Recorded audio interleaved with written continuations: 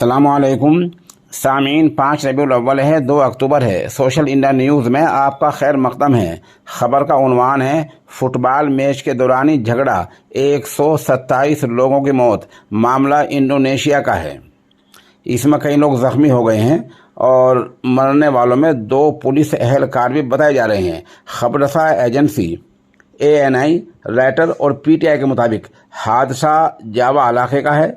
समाचार एजेंसी के मुताबिक ईस्ट जावा में एक फुटबॉल मैदान में फुटबॉल मैच खेला जा रहा था। इस मैच को देखने के लिए बड़ी तादाद में लोग आए थे।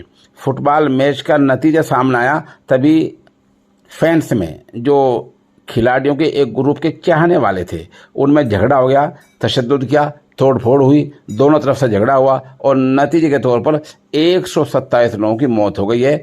आप हमारे साथ बने रहें। खबर जैसे जैसे अपडेट होती रहेगी हम आपको बताते रहेंगे।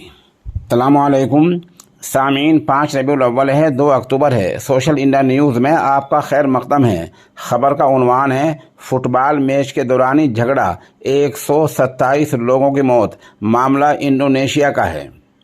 इसमें कई लोग जख्मी हो गए हैं और मरने वालों में 2 पुलिस एहलकार भी बताए जा रहे हैं। खबरसा एजेंसी ANI, रॉयटर्स और PTI के मुताबिक हादसा जावा इलाके का है। समाचार एजेंसी के मुताबिक ईस्ट जावा में एक फुटबॉल मैदान में फुटबॉल मैच खेला जा रहा था। इस मैच को